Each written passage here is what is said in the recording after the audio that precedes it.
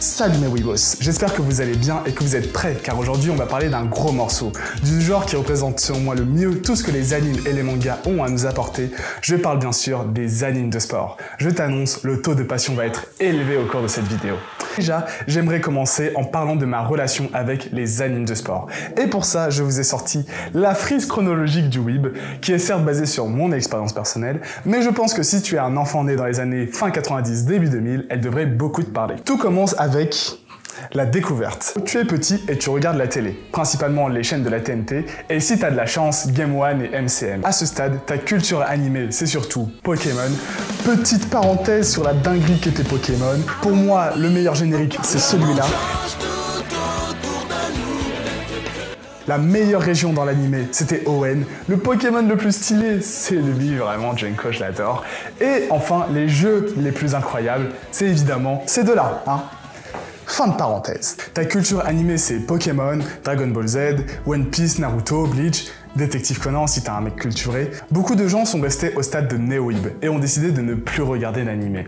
Faut croire que les garçons de mon âge préféraient jouer au foot plutôt que de recréer des combats à Naruto Sasuke dans la cour. Après la découverte, tu passes à la boulimie. Avec le combo internet, site de streaming pas très légal et fansub, tu enchaînes les animés. Merci à cette sainte trinité d'avoir existé avant le streaming légal. C'est à ce moment-là que tu débloques ta capacité ultime du Weeb, celle de distordre l'espace et le temps afin de regarder 16 animés en 4 heures. À ce moment-là, tout y passe. Nos classiques shonen neketsu, mais aussi des animes de mecha, des isekai, des petites romances qui te laissent un profond sentiment de vide quand tu les as terminées. Seinen, car maintenant tu es un grown-up et tu veux regarder des œuvres plus matures et plus sombres, et bien sûr, des animes de sport. Bref, c'est vraiment là que tu forges ton identité de weeb. Puis la vie continue et clairement ta phase de boulimie est loin derrière toi. Tu passes dans la phase de la maturité, tu es un weeb mature. En gros, tu continues à regarder des animés, mais c'est clairement plus au même rythme qu'avant. Il se peut même qu'il y ait des phases de ta vie où tu ne regardes même plus d'animés. Moi aussi, j'ai eu une période sombre et l'anime qui m'a fait revoir la lumière, c'est Haikyuu. Franchement, au début, je vais pas vous mentir, j'étais pas trop hype à l'idée de regarder Haikyuu parce que le personnage principal, il a l'air un peu casse-couille, on va pas se mentir. Mais bon, j'ai quand même laissé une chance à l'anime. Et c'est à ce moment-là où j'ai appuyé sur play pour la première fois que tous mes chakras de weeb se sont éveillés. Clairement, je ne pensais que à Haikyuu. Mes révisions, le sommeil, tout ça passait clairement après Haikyuu. Et c'est là que j'ai réalisé que les animes de sport, ça représente vraiment tout ce que j'aime dans ce médium. Quand tu lis des mangas ou regardes des animés, c'est pour une seule chose: ressentir un maximum d'émotions, les feelings, la hype. Et pour moi, les animes de sport ont la combinaison pour que tu sois vraiment comme ça devant ton écran. Déjà, c'est super accessible. On n'est pas des élitistes de merde, donc plus c'est accessible, mieux c'est. Et le sport, c'est quelque chose d'assez universel. Même si tu n'es pas très sportif, tu en as déjà fait, ne serait-ce qu'à l'école. Et dans notre société, parmi les plus grandes stars, beaucoup sont des sportifs. Tout le monde connaît Michael Jordan, Zidane, Ronaldo, Nadal, Mohamed Ali. Et même pour des sports que personne regarde, comme le golf, tout le monde connaît Tiger Woods. Après, je comprends que le sport, ça donne pas trop envie. Surtout que dans l'esprit des néo-weeb, le seul anime de sport, c'est quoi? Olive et Tom. Et on va pas se mentir, c'est pas le meilleur représentant du genre. Tout le monde se souvient de cet animé que pour d'une seule chose, les terrains qui font 8000 km de long. Mais ne pas aimer le sport, ce n'est pas une raison suffisante pour boycotter une œuvre qui en parle. Tous les gens de ma génération ont grandi en regardant Foot de rue par exemple. Je sais que c'est pas un animé, mais bon, c'est pour illustrer mon point, et puis si je peux parler de Foot de rue... Le second point fort des animes de sport, ce sont le traitement des personnages. Peu importe l'œuvre que tu regardes, si tu ne te lis pas aux personnages, tu n'as aucun intérêt à suivre leur histoire. Et quand on prend les animes de sport, très souvent, le personnage principal est quelqu'un de relativement simplet. C'est juste un mec qui cherche à devenir meilleur en travaillant comme un acharné. Ce sont profondément des nice guys. Ils ont ce côté outsider, tu n'as qu'une envie, c'est de les soutenir. La connexion émotionnelle arrive très vite avec eux. Surtout que le personnage principal, on le voit souvent évoluer au sein d'une équipe, ce qui mène à d'autres dynamiques, notamment de la rivalité, mais surtout beaucoup de bromance et de camaraderie, bref, tout ce qu'on aime. L'accessibilité et les personnages, c'est super, mais il faut s'attaquer au facteur le plus important, la structure narrative. Car quand on y pense, un anime de sport, c'est une succession de deux choses. Un arc d'entraînement que l'on kiffe, car on voit nos personnages se donner à fond et développer des techniques spéciales, et surtout, un tournoi, un putain de tournoi. Bref, la quintessence de la hype. Tournament talk! Tournament talk! It's a fucking tournament! Tournament! Si t'es pas convaincu, t'as qu'à prendre Naruto. À quel moment c'est devenu stylé? Durant l'arc de l'examen Chunin. Dragon Ball, c'était rythmé par quoi? Le tournoi des arts martiaux. Le premier combat incroyable de MHA, c'était Deku versus Todoroki. Et ça avait eu lieu où? Durant un tournoi. Et même dans un seinen comme Gum, le meilleur arc c'est lequel? Celui du Motorball. Un sport qui est une sorte de F1 sur roulette et de combat d'arts martiaux trop stylé. Bref, incroyable ce truc. Et c'est là que je me rends compte que Oda, qui a quand même fait le meilleur manga de tous les temps, je veux rien savoir, bah ces tournois, ils sont souvent éclatés. L'arc du Devil Bite Fight, c'est objectivement le pire arc de One Piece, et le Colisée à Dressrosa, franchement, à part le fait qu'il y avait Sabo, ben tout le reste, c'était vraiment inutile, quoi. Mais bon, toutes les œuvres n'ont pas besoin d'avoir un tournoi, mais quand il est là et qu'il est bien fait, honnêtement, ça propulse le manga sur une autre sphère. Car c'est pendant le tournoi que l'on va pouvoir se délecter de la puissance de l'animation, donc principalement les bruitages et la mise en scène. Je sais pas si vous avez déjà vu un match de volley, c'est cool, mais il n'y a pas ce mouvement de caméra comme dans les animés, ou ce gros plan sur le ballon qui rend juste l'action incroyable. Imagine si pendant la Coupe du Monde, alors que la France est en train de perdre, on est dans les dernières minutes du jeu, et là on a une introspection sur Mbappé qui repense au fait que les Bleus sont si proches de la victoire finale. À ce moment-là, il se dit qu'il ne peut pas abandonner, et là on a un side eyes entre lui et Kolo Muani qui lui fait la passe, et là, avant que Mbappé frappe, on a un gros plan sur son visage et on voit ça, on n'aurait eu aucun doute sur le fait qu'il allait marquer. Bon, on a perdu, mais voilà. L'animation, ça décuple la puissance de la moindre action pour être sûr que tu regardes quelque chose d'épiquement épique. Donc même si tu n'y connais absolument rien, tu sais que tu assistes à quelque chose d'exceptionnel. J'ai essayé de regarder un peu le Tour de France, mais bon, à part les beaux paysages, je trouve qu'il n'y a pas grand chose à regarder. Ça manque de ce bruit-là. Celui-là, je l'adore. Et surtout, ça manque de toute une équipe qui chante en chœur pour essayer de rattraper leurs adversaires. Il n'y a clairement pas ça au Tour de France. Les animes de sport, c'est l'art de la métaphore. La première fois que l'on voit Shigiri courir à pleine balle et qu'on a un rift de guitare suivi par un bruit de moteur V12, vraiment c'est juste incroyable. Ou toutes les fois où Hinata est illustré avec des ailes pour montrer à quel point il saute haut, c'est même pas il saute à ce stade, il plane. Après, dans le game des métaphores, pour moi, le boss incontesté, c'est Aishid 21. Déjà, chaque équipe a un drip exceptionnel, on va pas se mentir.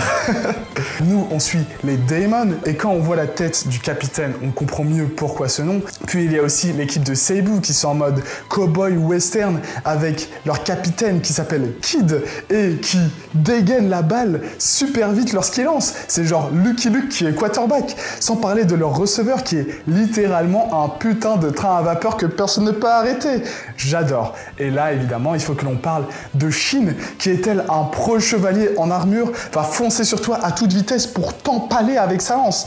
Pour moi, Aishid 21 et les métaphores, c'est un 10 sur 10. J'avoue, je m'emballe un peu. Mais finissons avec la technique la plus culte de tous les animes de sport. Une technique que je mets vraiment au même rang que le Kamehameha pour moi. Je parle évidemment encore et toujours du GOAT, de Hippo et de sa technique, le Dempsey Roll, qui dans la vraie vie ressemble à ça. Dans l'anime, on a cette masterclass, le bruit de moteur d'avion qui se lance, le vent qui est tranché par la puissance de ses poings, les images rémanentes pour montrer à quel point il va beaucoup trop vite. Vraiment, pour moi, cette technique, c'est la perfection incarnée. Et vu que les animes de sport c'est juste une succession de tournois, on se fait régaler à un rythme inégalé par beaucoup d'autres shonen. J'ai principalement parlé d'animes jusqu'à présent, mais la version papier n'a clairement rien à envier à l'animation. Déjà si on prend Blue Lock par exemple, les panels sont juste exceptionnels. Autre manga de sport dont il faut parler, évidemment, Slam Dunk, mais quel caviar, un classique du genre. Peut-être le manga de sport le plus culte qui existe et qui a inspiré tous les autres. Donc ouais, allez voir Slam Dunk. Bref, t'as compris l'idée, suivre des personnages trop sympas qui vont juste enchaîner les tournois pour nous procurer un maximum de moments épiques, ça mène forcément à un banger. Mais en plus, chaque animé de sport ajoute son petit truc à la formule. J'ai parlé plutôt de la bromance des animes de sport qui mène souvent à beaucoup de fanart, plus ou moins bien. Mais souvent, dans les animes de sport, chaque personnage secondaire a le droit à son arc personnel, qui peut être plus inspirant que celui du personnage principal, et qui mène souvent à une nouvelle super technique ou une action super marquante, voire les deux. Là, je pense forcément à Tanaka dans la saison 4 de Haikyuu, où il y a cette scène qui montre juste l'épopée d'un mec banal qui n'a pas d'autre choix que de se donner à fond, et qui mène à, pour moi, la meilleure scène de l'anime. Vraiment, le moment où il crie « Lève-toi !» Je suis comme un ouf à chaque fois, vraiment. Je trouve que les seiyuu de Haikyuu, ils sont vraiment trop forts sur ce plan-là. Les personnages secondaires, c'est aussi l'occasion de mettre l'accent sur autre chose que le sport, comme des problèmes de société ou des problèmes personnels qui vont forcément impacter le joueur, et vu qu'ils doivent être à fond pour gagner, à travers le sport, ils vont réussir à régler leurs conflits internes. Et ça, je trouve ça très cool. Il y a aussi des relations mentor-élève, vraiment un classique du genre. C'est pas une obligation comme dans les Neketsu, mais quand c'est là, ça fait le taf. Je pense tout de suite à la relation entre Takamura et son coach. Je vous laisse observer ce qui se passe quand on commence à toucher à son coach. Moi, je pose ça là. Autre relation que l'on voit très peu, qui est plus suggérée qu'autre chose, les dynamiques romantiques. Voilà, moi je vais pas vous mentir, je donnerais tout pour voir ces deux-là en date, mais bon.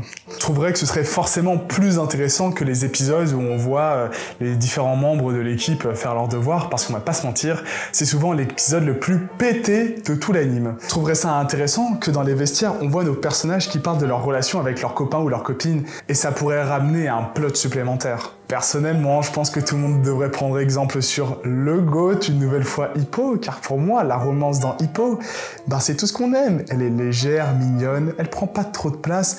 Vraiment, inspirez-vous, tout simplement. Autre point tout bête, mais les animes de sport, c'est super instructif. Grâce à eux, je connais les règles du football américain, du baseball, du volley, je sais comment se passe une compétition de cyclisme. Même pour des sports que je connaissais déjà, comme le foot ou le basket, les animes de sport m'ont permis de les voir à un niveau de lecture encore plus important. J'ai vraiment ressenti ça en regardant Aoyashi par exemple. Donc ces trucs, c'est un concentré de hype, de feels, de moments épiques avec plus ou moins de sous-texte. C'est super instructif et en plus ça propage de belles valeurs que sont les valeurs du sport.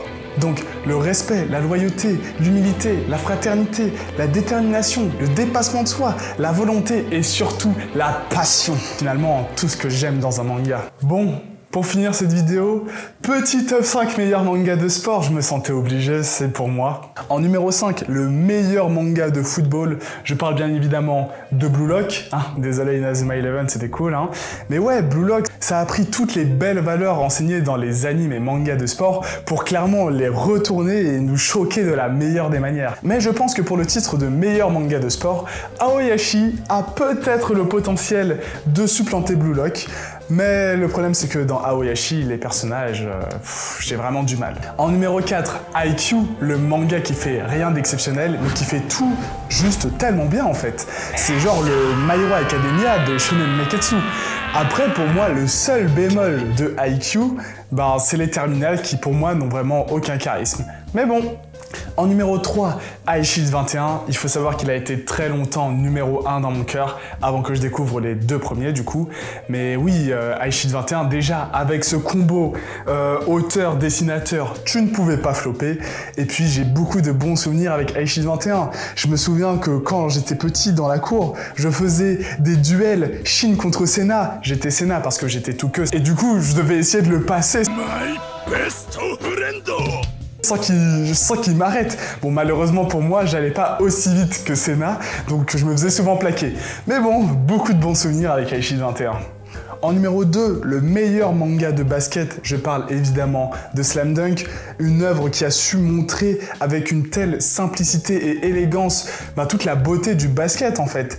Désolé pour les fans de Kuroko, c'est sympa, mais le problème c'est que à part Kagami et Kuroko, c'est qui les autres personnages de Kuroko? Tu ne fais pas un 5 de départ aussi iconique que celui de Slam Dunk. Désolé, le drip est trop incroyable. Donc oui, Slam Dunk numéro 2. Petite mention honorable à Yowamushi no Pedal qui m'a quand même fait chanter pendant que je regardais l'animé et à Diamond no Ace qui m'a montré que le baseball ça pouvait être très stylé. Enfin, sans surprise, le GOAT absolu, le numéro 1, évidemment, Hippo. Pour moi, cette œuvre, elle n'a pas de défaut. Vraiment, c'est la perfection incarnée pour un anime de sport. Mais on voit que je suis vraiment pas du tout objectif quand je parle de Hippo, mais honnêtement, il n'y a pas de personnage bâclé, chaque personnage est super intéressant, et les combats dans Hippo, c'est tout le temps des putains de masterclass. Je pense que le fait que l'on quitte très vite le cadre scolaire dans Hippo, ça rajoute un plus à l'œuvre, parce que on suit des adultes tout simplement, et ça fait du bien. En plus, il y a une petite romance dans Hippo, moi je kiffe. Bref, vraiment, Hippo, c'est juste l'œuvre parfaite pour représenter les animes de sport. Bon, c'était ma petite lettre d'amour aux animes de sport. Vraiment, j'espère que la vidéo t'a plu. Et au passage, si elle t'a donné envie de lire des mangas de sport ou de regarder des animes de sport, alors j'ai tout gagné. C'est tout pour moi. Ciao!